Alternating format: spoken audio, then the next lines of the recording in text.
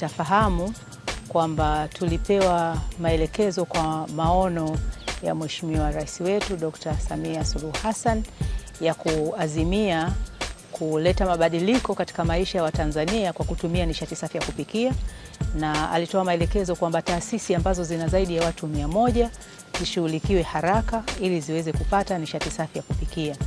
Na kwa hiyo bodi imetembea nchi nzima kwa ajili ya kukagua miradi hiyo, kwa sababu ina kiwango cha muda, lazima tuwe tumekamilisha ifikapo 2034. Kwa hiyo tumekuja kutembelea hili gereza la Maweni na tuliyaona yametutia moyo, yameonyesha kwamba hata magereza na hususan gereza kuu la mkoa wa Tanga limeanza kutimiza azma hiyo ya kuwa na nishati safi ya kupikia.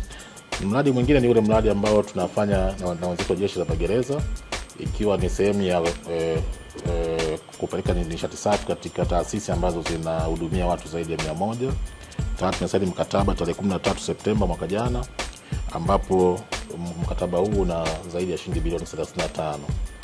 Na scope yake ni kwamba utapeleka nishati safi ya kupikia ya gesi asilia kwenye gereza la Lirungu kule Mtwara, na ujenzi wa miundombinu ya biogas 126 kwa nchi nzima,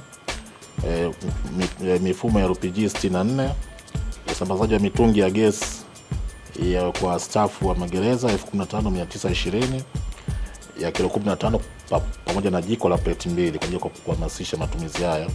Lakini pia usambazaji wa mkaa mbadala zile la Rafiki Briquette ambao unazalishwa na STAMICO ni kilo 850 tani so tani 850, na pia ununuzi wa mashine za kutengeneza mkaa mbadala zile za briquette making machines zipatazo 61. Lakini pia tuna component pia ya kutoa elimu kwa wafanyakazi wa Jeshi la Magereza. Lakini vile nichukue nafasi hii kupongeza wenzetu wa nishati safi vijijini wa REA. Kwa kweli hawa wamekuwa kituwezesha katika kupata huduma stahiki kwa wakati. Tumepata majiko kutoka kwao, tumepata mkaa ambao ni Rafiki Briquettes, lakini tumepata pia na gesi LPG ambayo yanatumika katika magereza yetu ya mkoa wa Tanga. Kwa hiyo tunawashukuru sana wenzetu wa nishati safi vijijini REA. Tunaendelea kuomba ushirikiano huu uendelee ili zoezi hili la matumizi ya nishati safi ya kupikia liwe endelevu na tusirudi tena katika matumizi ya kuni.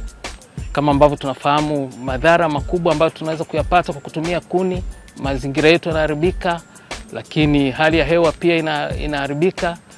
Pia hata wale wanaotumia kuni hiyo afya zao zinadhoofu kutokana na ile gesi chafu ambao walikuwa naivuta wakati wa kutumia zoezi la kuni.